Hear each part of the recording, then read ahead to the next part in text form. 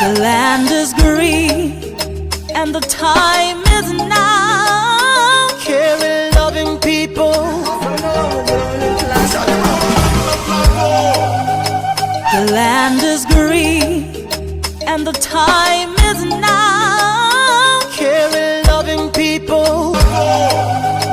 The land is green, and the time is now. Caring, loving people.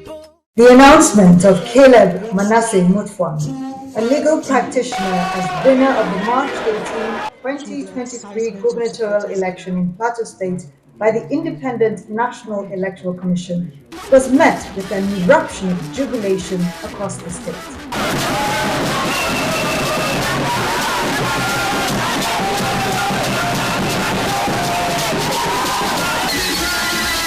The festive mood was carried on to the Rompam Township Stadium on May 29, 2023, as Barrister MUTFWANG and his deputy, Josephine Pio, who ran on the ticket of the People's Democratic Party (PDP), took their oath of office and allegiance before a mammoth crowd.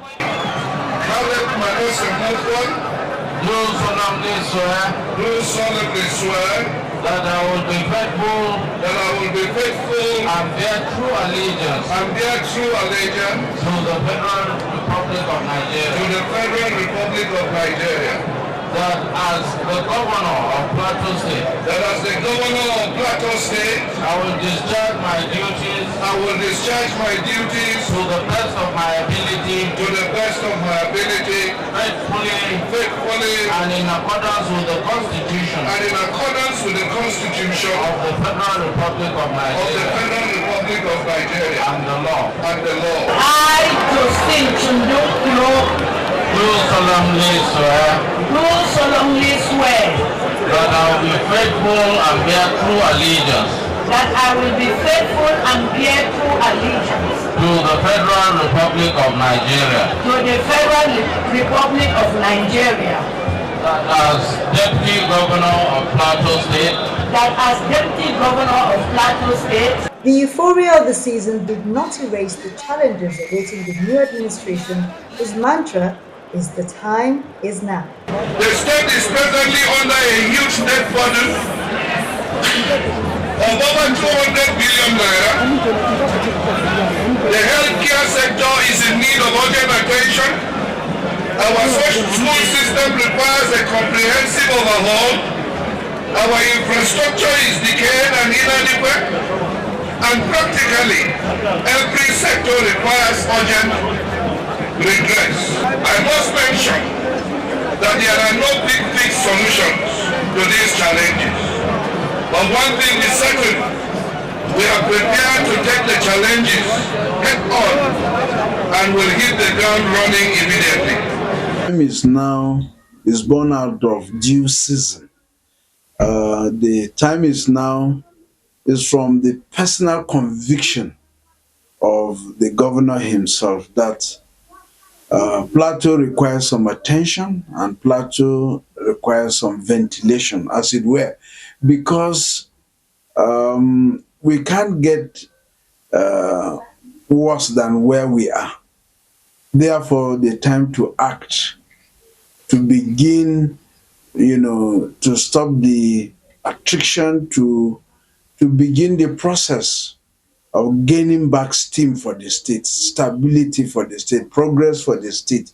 The time is now, so that we can't fall below where we are. I mean, every right-thinking individual knows that Plateau requires some attention now.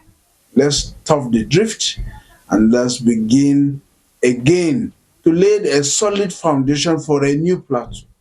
Tears and blood in some communities in Mungu, Barkinladi and beyond local government areas as a result of unprovoked attacks, workers' strike over unpaid salaries, and a debt burden of about 300 billion naira threatened the takeoff of the new administration.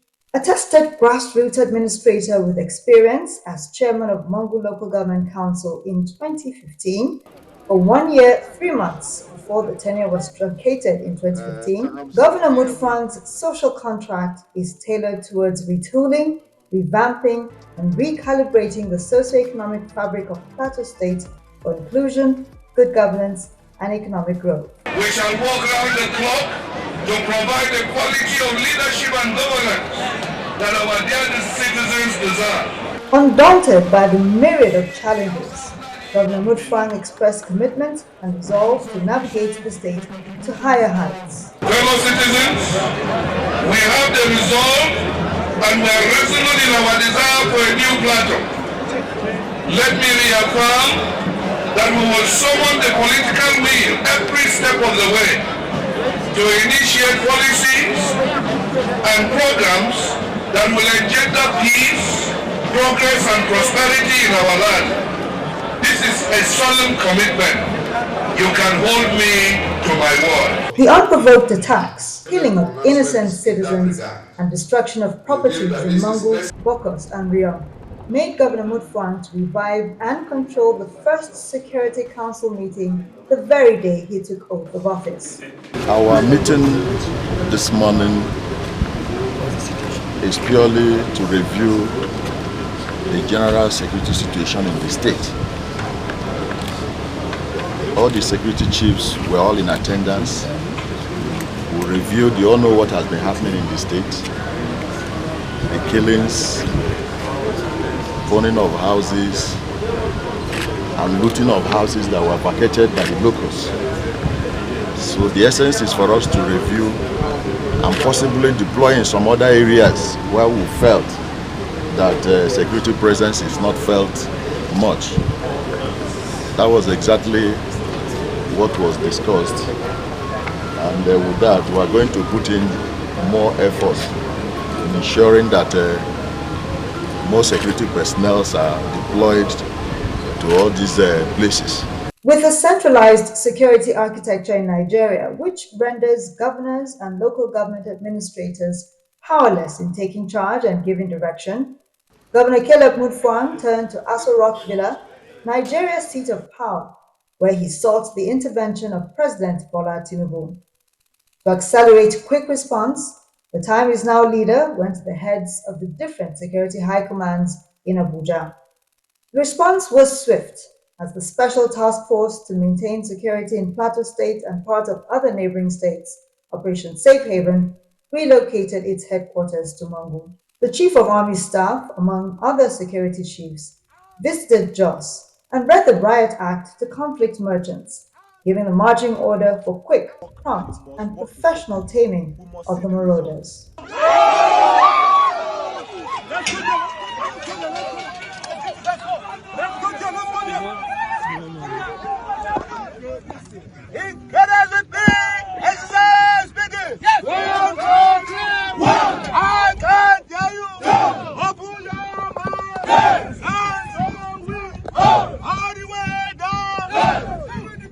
Work, and you must work effectively. We must see the result in Plateau. This violence must not resurge. You must stamp it and stamp it out completely once and for all. Is that clear? Yes, sir. Are you ready? Yes. Good. You have pledged your readiness. I expect this in the actions you will take in the field. I wish you the very best. My lines are open. If you have any challenge, any questions, please just send in a message. The attacks threw up huge humanitarian challenges. Lives were lost, some injured, and habitations became desolate, with once happy families and communities becoming internally displaced, taking refuge in safer places within and outside Plateau State. The challenges require huge multidimensional support, and so to the National Emergency Management Agency, NEMA, the governor went, while the Plateau State Emergency Management Agency assessed the level of assistance required to plan local intervention. NEMA has delivered the first tranche of relief materials, while spirited individuals, non-state actors, among others, have been providing assistance. The message from my Director General, Mustafa Habib Ahmed, having been directed by the President and Commander-in-Chief of the Armed Forces Federal Republic of Nigeria, His Excellency Asiwaju Bola Ahmed Tinubu, directed us to come and flag this exercise immediately at the commencement of this altercation, supposedly between farmers and herders. To mitigate the sufferings of the attacked farming communities, Governor MUTFWANG directed ASTC to make ridges and support them with quick maturing crops.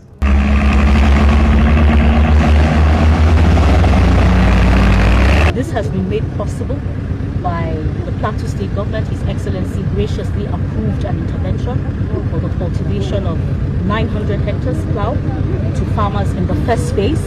Other phases will be coming in so that farmers will be able to make the most of what is left of the rain-fed season.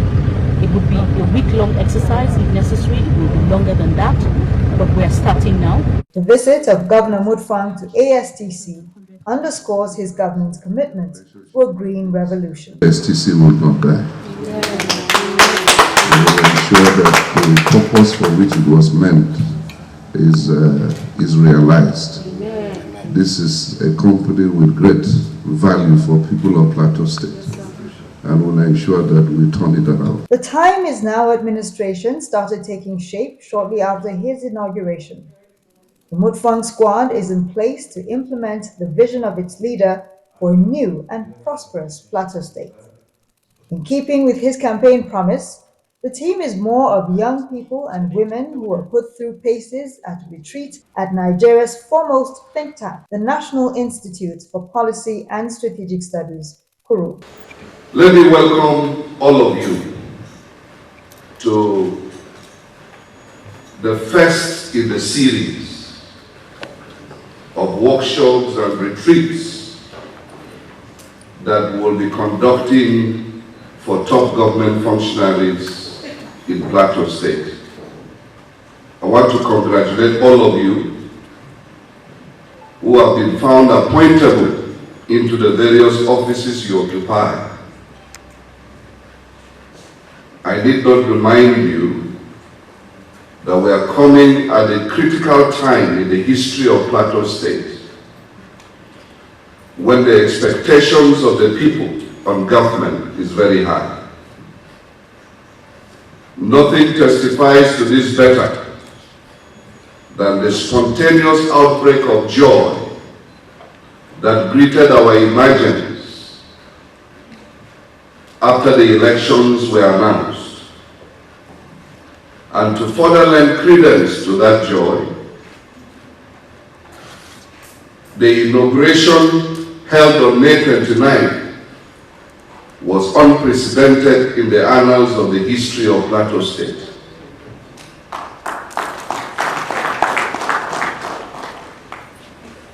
Indeed, looking at his cabinet already, we're talking about between 50–60% of young people have been included, and this is very important because a whole development structure doesn't exist and doesn't get sustained if a generation is excluded from its ability to interact with the realities of government. And governance doesn't come easy, especially in this part of the world where most of us are left with guesswork rather than actually documented processes. And I think he is beginning to realize that we must bring young people in to understand this is the process that decisions are taking and how they can be implemented. And for me, I think we're going in the right direction at the moment. Right from his campaign, we have seen that he was the only frontline candidate that had a female as his deputy. That's Her Excellency Josephine Pio. And coming to his emergence as the executive governor of the state, we currently have the head of service, a woman, the accountant general of the state, for the very first time, a woman. We have an improvement of women in the cabinet from the previous administration. We currently have 4 competent women as commissioners, and also advisor on gender and the chairperson for the Gender and Equal Opportunity Commission. That's Barrister Olivia Dazem. We also have permanent secretaries who are women. This signals a leadership that is ready to to carry the people along, a leadership that is inclusive and a leadership that listens. Because only a prepared leader that is ready to serve the people will have a cabinet, will have appointments that reflects the people. The Kuru retreat gave birth to a roadmap for implementing the Time is Now vision. The following resolutions were adopted at the end of the retreat. 1. Embrace government's vision and mission encapsulated in the 3 priorities with 10 thematic and 28 sub-thematic areas to collectively, collaboratively, and assiduously work towards building a united plateau in line with the goals, objectives of the Time is Now mantra. 2. Improve funding to meet the demands of the state by exploring alternative sources of funding, reducing the cost of governance, and improving revenue generation for effective project funding. 3. Foster good governance through the adoption and implementation of people-oriented policies, blocking loopholes, reducing wastages, adopting cost-effective, transparent, and accountable processes, as well as embracing e-governance. 4. Practice inclusivity and mainstreaming gender in all policies and programs of government. 5. Rise above the years of socio-economic, political, security struggles, build on the legacies of its founding fathers, and attain clear identity, freedom, and preserve its heritage. That's the Plateau heritage. 6. Cascade the training to other officials of government, civil servants, in order to ensure a holistic comprehension of the Time is Now mantra. 7. Enforce the ban on collection of illegal taxes and mounting of illegal roadblocks. 8. Settle down to the business of giving good governance to the people of Plateau State. The time is now to begin to prepare for life after office. 9. Practice sound lifestyles that birth productivity and effectiveness in both workplace and private lives. Basically 3 domains of priority: the economy, physical infrastructure, and good governance. Now, every MDA must see itself within these 3 domains. What must we do immediately? What must we do in the medium term? What must we do in the long term? The long term here is the 4 years. So every commissioner is now charged, to respond to the planning needs of that ministry or department or agency, and prioritize with the sense of the economy, with the sense of infrastructure, with the sense of good governance. A leader with empathy, Governor MUTFWANG, who inherited a workforce on strike over 4 months' unpaid salaries, negotiated with the workers but did not ask them to resume until his administration started paying the backlog. We found that the civil service, which is the engine room of government, was practically on its knees. I say this not again just to blackmail people, but I can tell you we found a situation where even government documents were being typed in business centers, photocopied in business centers, because things as simple as paper were not available in the offices.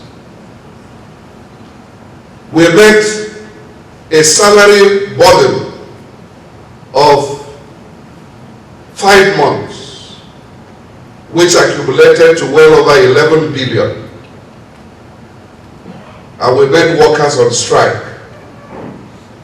So it was a very grim situation that confronted us when we took over. A screening of workers was conducted, and this saved the administration the sum of 500 million naira. Personnel have since returned to their duty posts. Salaries were paid. The tertiary institutions did not resume because they said before they had their issues pending, so they continued with their own strike action. What we did was to now call them, and they are into 2. We have the academics and the non-academics. So we start with the academic for some time, And then we also came to terms with them. We signed an agreement and they suspended their own strike. For the non-academic, we also called them. We sat with them for about 3 or 4 times or so.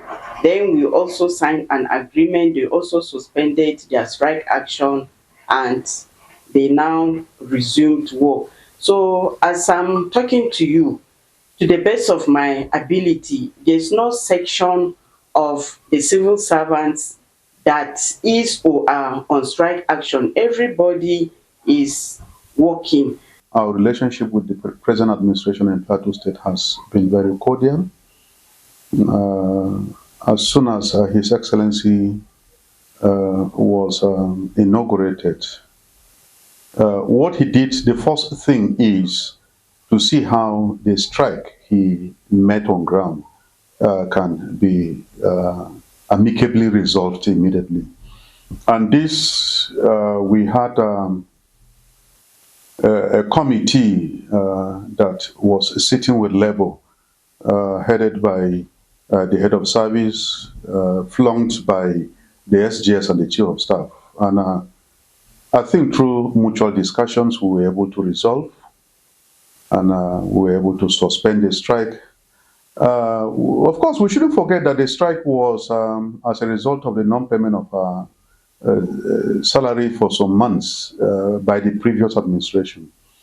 And as soon as the strike was going to be suspended, this present administration agreed that they would, as soon as possible, see how they can offset the backlog of salaries they made on ground. Government has opened doors to work with them, and doing that, it will open doors for the civil servants, you know, to get capacity building, trainings, retraining.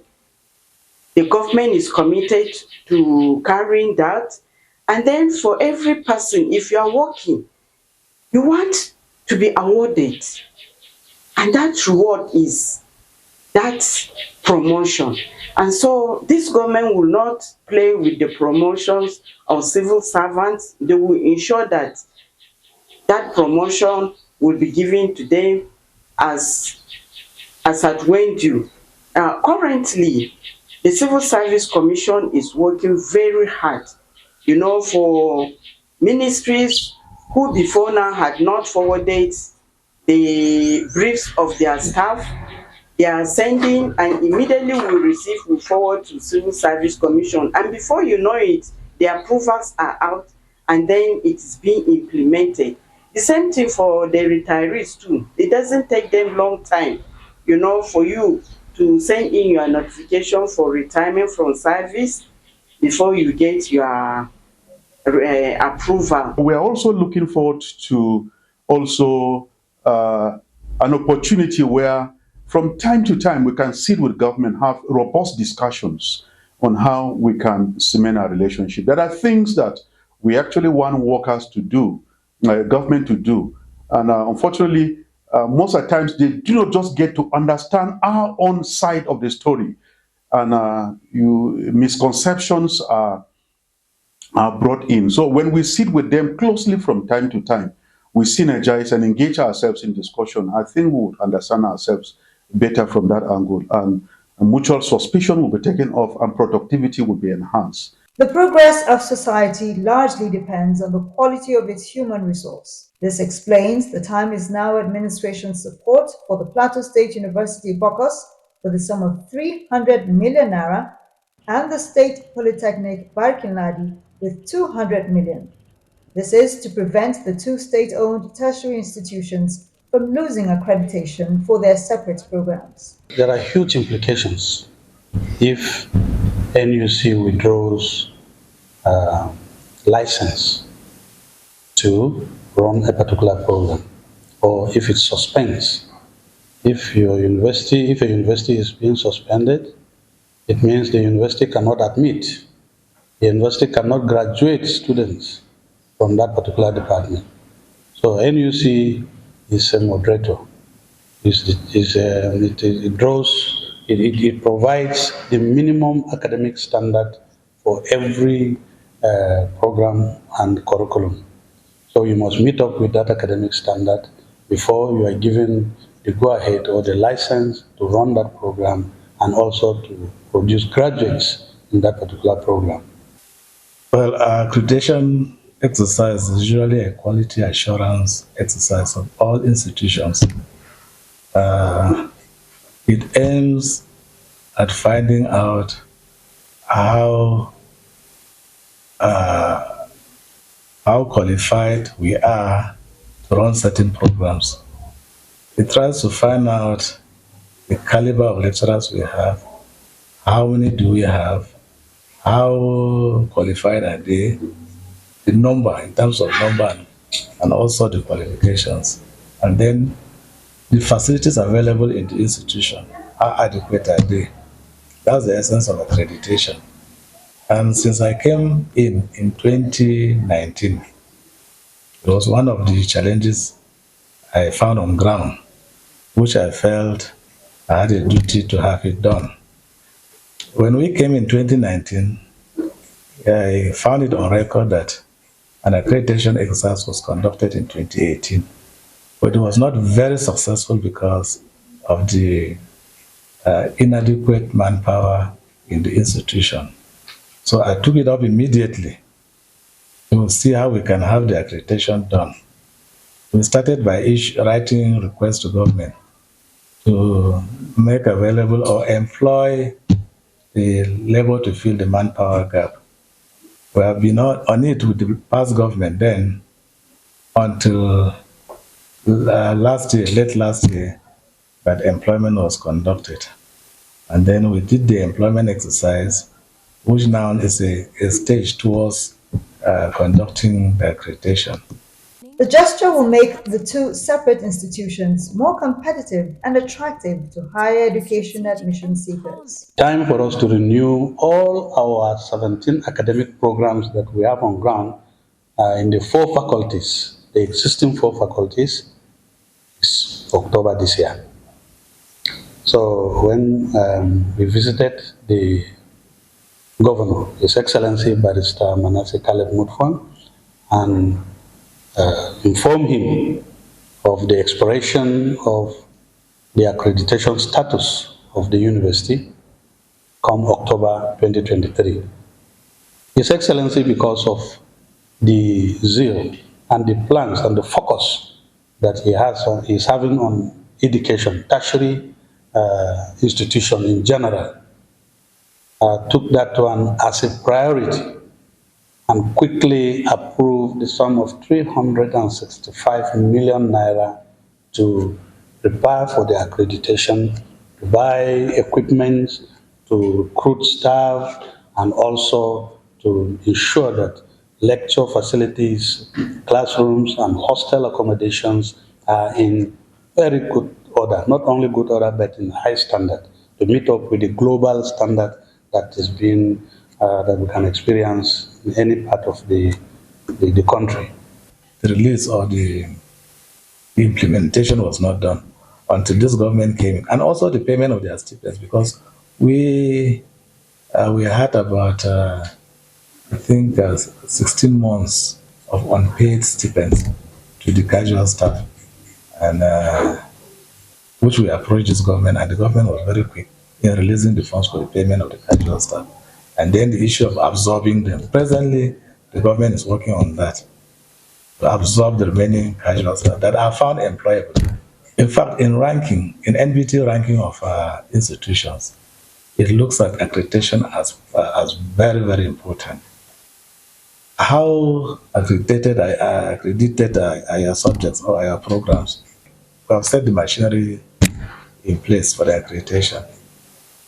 We have involved all the deans and directors in for the accreditation exercise. They are all prepared. All the heads of departments are working around the clock to ensure that we have all these things in place for the coming accreditation. I want to thank this government for the quick response to our memos for this particular accreditation.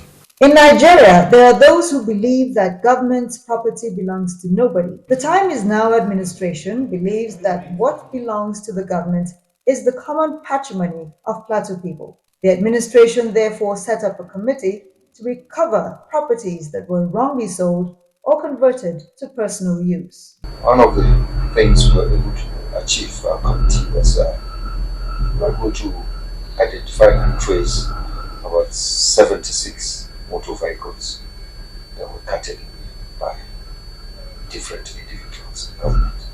Out of these 72, we were able to recover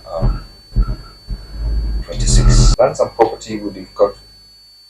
It was huge. It was a big thing.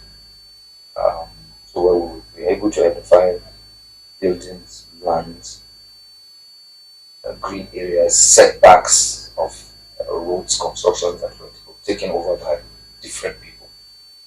See a lot of kiosks being erected on setbacks. Those are government lands. The other lands, in other places, green areas like the one in the World Club area, and lands that belong to Kara Market. Several other places were able to identify those areas. So the issue now is the recovery of such things. That is why this recommendation I talked about, setting up the assets recovery agency, is very important. Many had described the Jos Bukur metropolis, which hosts the Plateau State capital, as a glorified slum, as it was taken over by heaps of refuse at almost every point in the city before the inauguration of the time is now administration. Governor MUTFWANG rolled up his sleeves and led the way in cleaning up the city. Hey, you guys, watch out. It's a good takeoff. Gwamnati ta ga ya dace domin mu dawo da dokar tsafta ta muhalli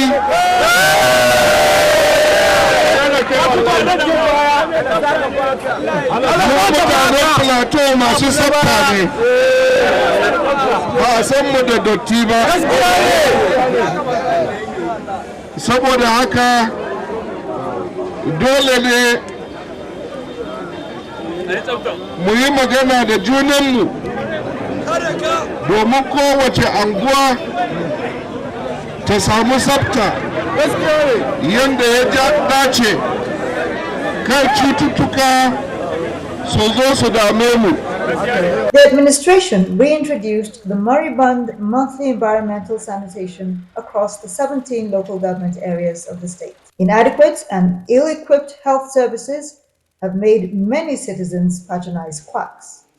Governor MUTFWANG's visit to Plateau Specialist Hospital gave him an idea of the situation of things on ground. I want to have a picture of what this hospital would look like in the next 20-30 years in terms of physical structure and organization. What are the best tertiary hospitals in this country? At what level are they? What do we need to catch up? That's the kind of picture I want to have in my mind. So when I'm talking about a master plan, it's holistic in terms of physical structure, in terms of staffing, in terms of administration, equipment. Let's have a holistic idea.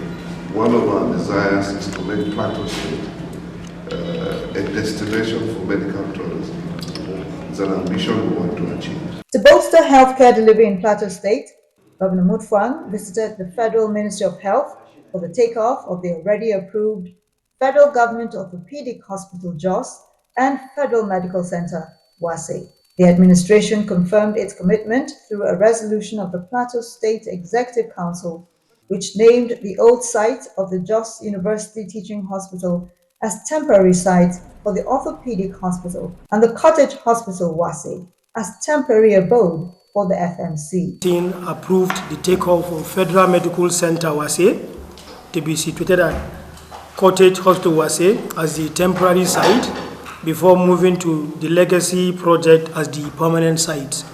Council also agreed to use the old Jos, that's Jos University Teaching Hospital, as temporary site for the National Orthopedic Hospital Jos. Already, one wing of the Cottage Hospital has been allocated for the administrative block of the FMC and has been renovated, while a 300 kVA generator has been provided to power the health facility. Cottage Hospital had been the only secondary institution within the locality. And on several occasions, the Cottage Hospital alone had not been serving the purpose, because most of the times we do refer patients from here to Jute and Bauchi, most especially ATBU Bauchi for their management.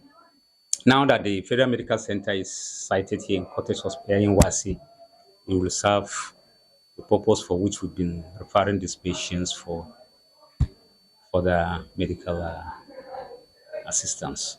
We will be exposed to a lot of modern ways of serving humanity, because most of the instruments that will be brought down now, I don't think we have them on ground. And at the same time, the personnel that will be on ground, the consultants most especially, new ideas will be coming in, and the staff, for what we've been lacking, I think it will go a long way in helping us to get more acquainted to what we don't usually have on ground. We have patients all around. You know, there are a lot of communities surrounding us itself. So most of the communities, this is just the only institutions they do come in for their medical treatment. It's a great news,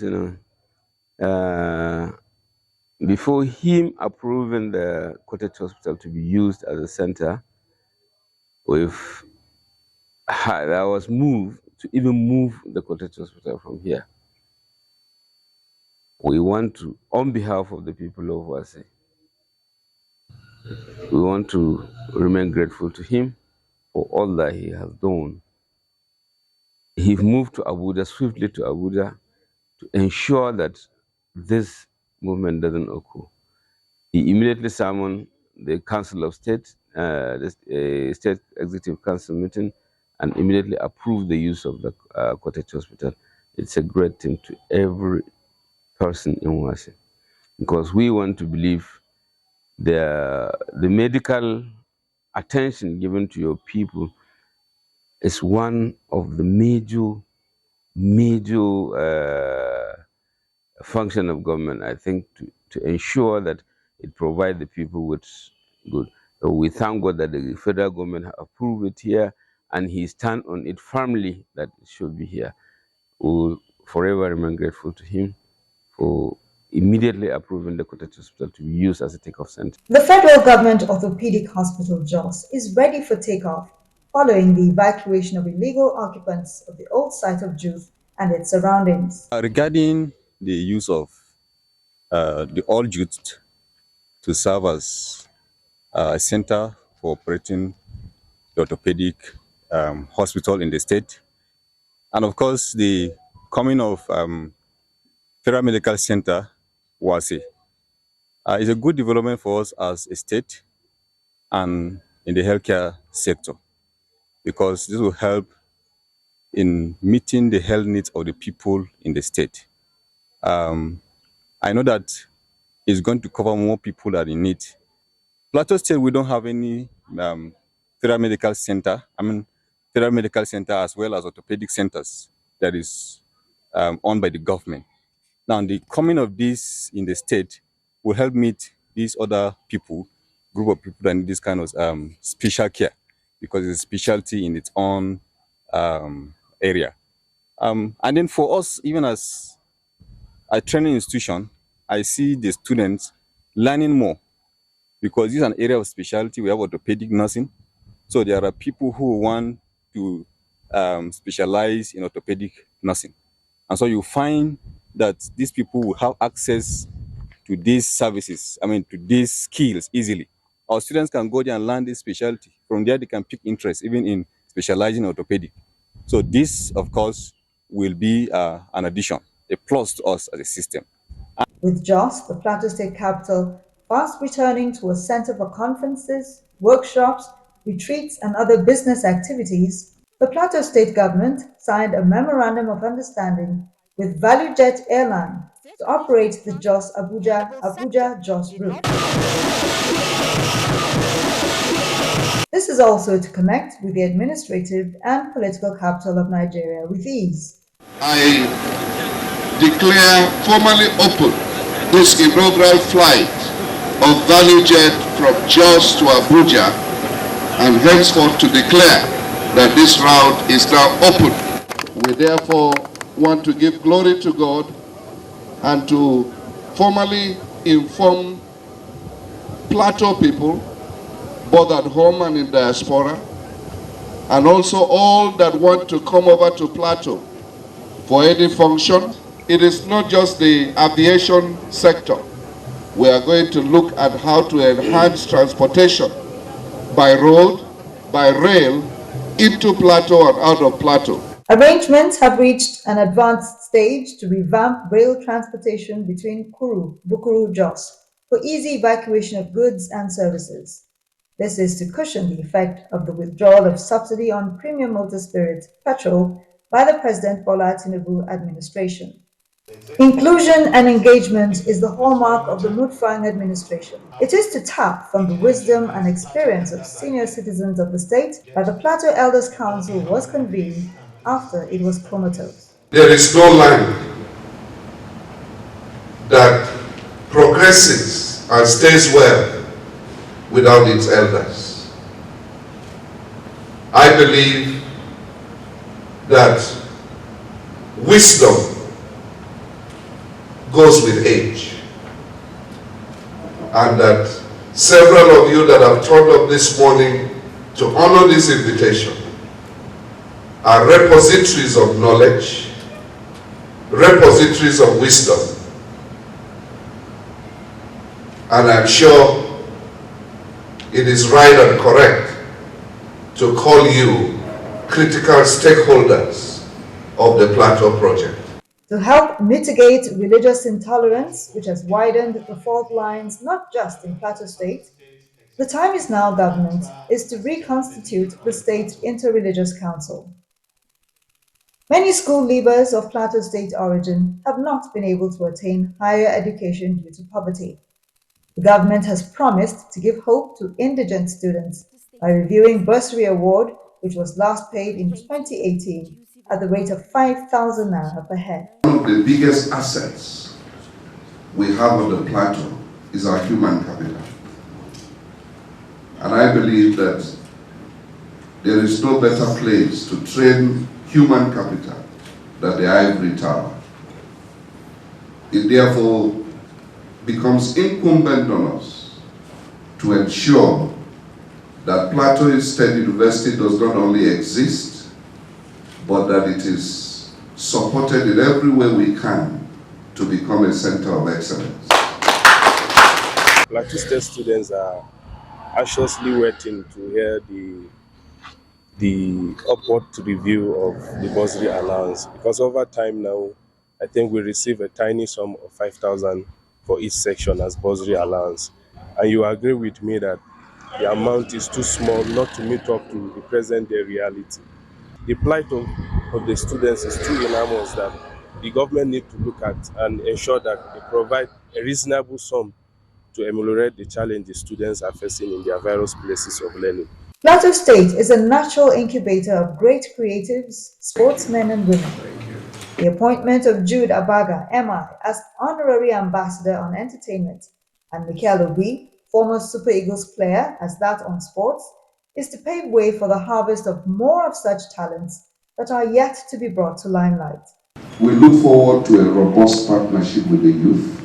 We have also gone ahead to appoint a well-known youth, MI, as an honorary advisor on entertainment and creativity, which is focused on the youth.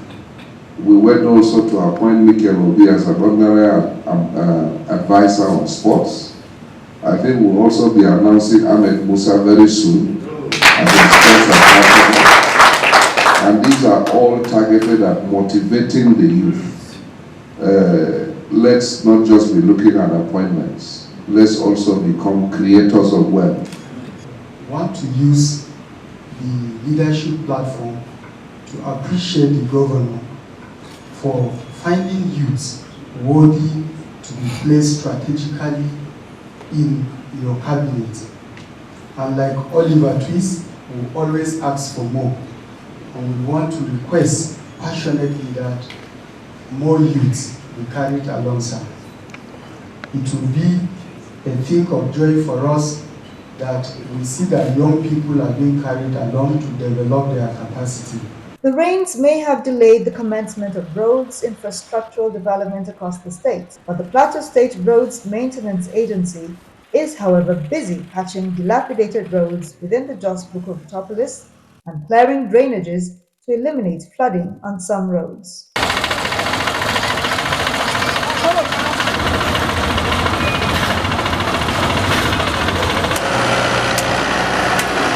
The government has started patching some potholes around the state, especially, I'm starting in Tibizan Junction, and around that Tibizan Junction, going to that outside. If they can do that one for us, we will be very grateful. Yeah, as a resident, I'm very happy this work. Governor Caleb Mufang is very hardworking man, and pray that God will continue to operate him to work in Plateau State as a group. We thank God for the government. But we bring this place, given a big hold up, and today they are retiring this one. They are thanking the government, and the other one that in the bridge, under the bridge, we want the government to put ahead. Doing this thing will show the government that doing something. After now, we're going to a phase 2 in trying to do more proper rehabilitation of some of the roads that are badly deteriorated. You understand? Patching will not make it good enough. So we are going to embark on with Carify. We give it a better new look. The first 100 days of the time is now administration may have defined its roadmap. It was created with a mindset that after me, if I live here, will the institution still be relevant? Will it still be effective? And therefore, we are able to minimize waste, and we are able to conserve energy so that we can pursue the same objective. The land is green, and the time is now. Caring, loving people. The land is green.